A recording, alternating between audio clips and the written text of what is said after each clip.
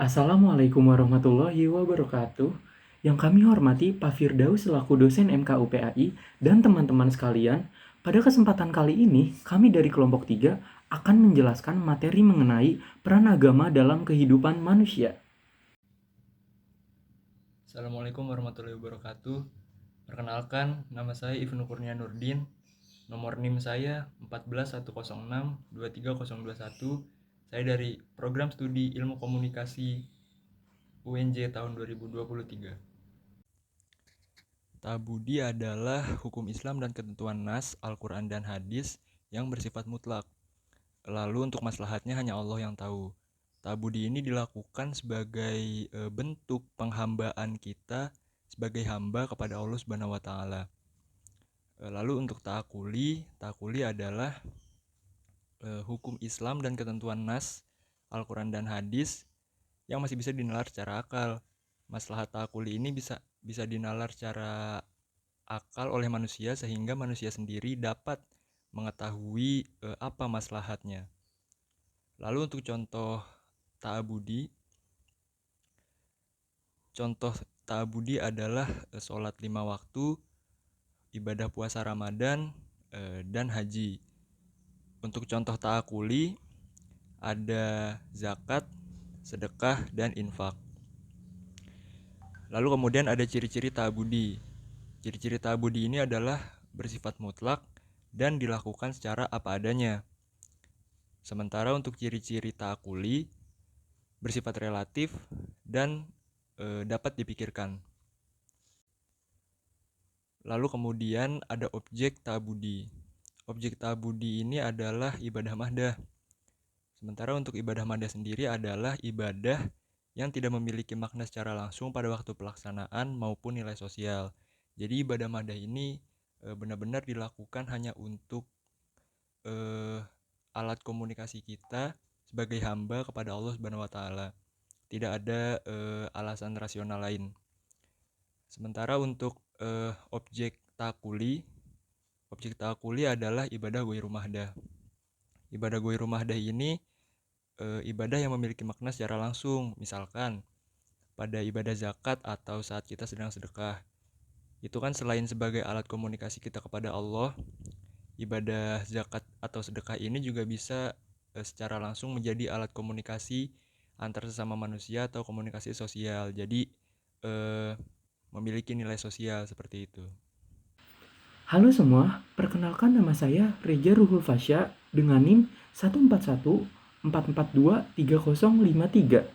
Saya dari Prodi Hubungan Masyarakat dan Komunikasi Digital angkatan tahun 2023. Di sini saya akan menjelaskan materi mengenai elemen-elemen peradaban dalam agama Islam. Nah, makna peradaban yaitu peradaban dalam pengertian yang umum adalah buah dari setiap usaha yang dilakukan oleh manusia untuk memperbaiki kondisinya. Nah, yang dimaksud di sini yaitu teman-teman adalah upaya atau effort dari seseorang atau individu agar dirinya ke depannya lebih baik atau berkembang. Jadi ada self upgrading di dalam dirinya. Nah, beberapa elemen-elemen itu ada 3 di sini yang akan saya jelaskan. Yang pertama yaitu transmisi pandangan hidup dan keyakinan. Nah, keyakinan dari menyembah benda menjadi keyakinan menyembah Allah atau tauhid. Jadi yang dimaksud di sini yaitu adanya perbaikan dalam keyakinan. Misalnya dari yang tadinya menyembah benda seperti berhala atau patung, sekarang menyembah hanya kepada Allah Ta'ala. Atau biasa yang kita suka sebut dengan tauhid, teman-teman. Yang kedua ada transmisi keilmuan. Transmisi keilmuan biasa juga disebut dengan perubahan ilmiah atau masuk ke dalam nalar manusia yang memungkinkannya dapat berinteraksi dengan alam dunia dan juga wujud dimulai sejak wahyu pertama turun yaitu Iqra. Nah, selain Iqra ada juga contoh lain misalkan seperti bersolawat, perbanyak zikir, dan juga membaca Al-Quran. Dan selanjutnya itu ada transmisi metodologis.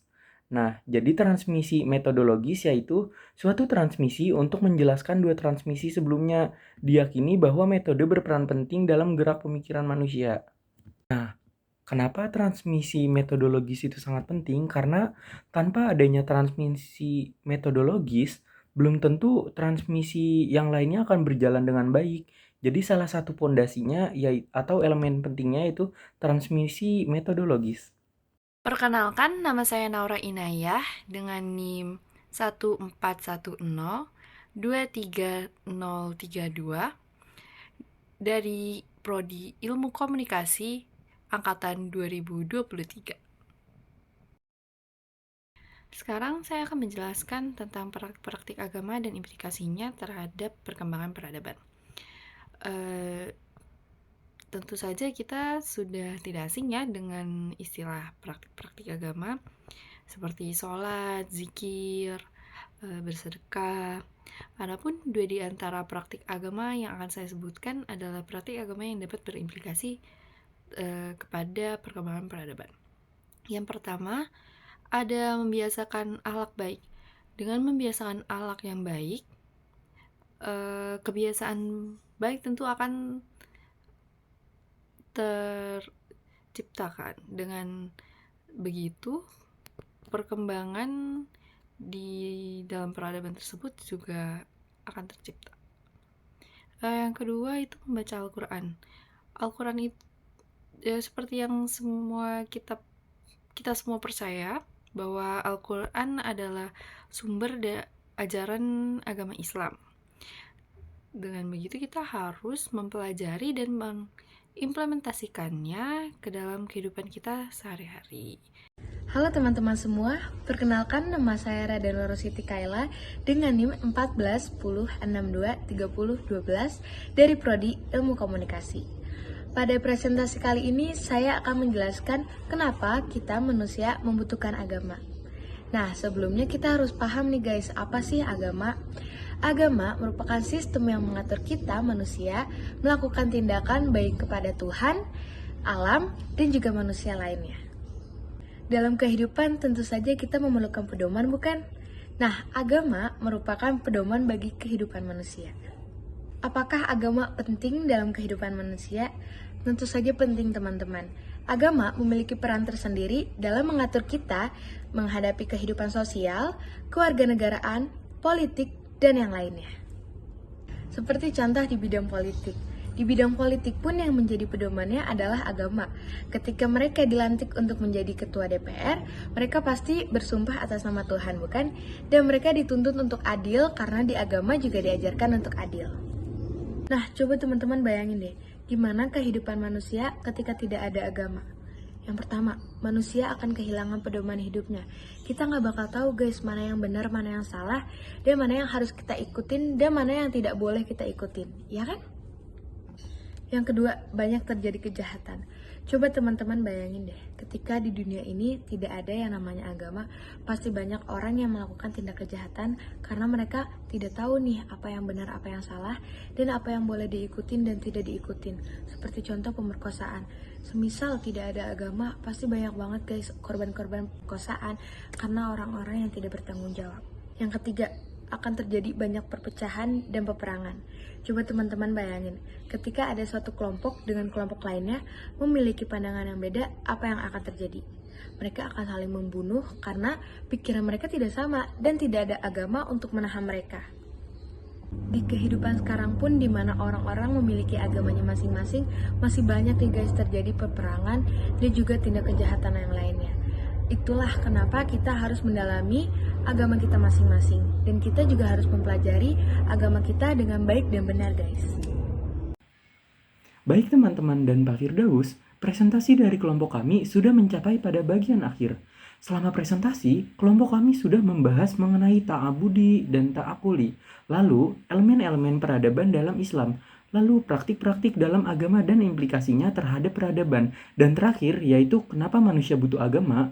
Sekian penjelasan materi dari kelompok kami. Kami sangat terbuka untuk diskusi lebih lanjut. Kurang lebihnya mohon maaf. Terima kasih. Wassalamualaikum warahmatullahi wabarakatuh.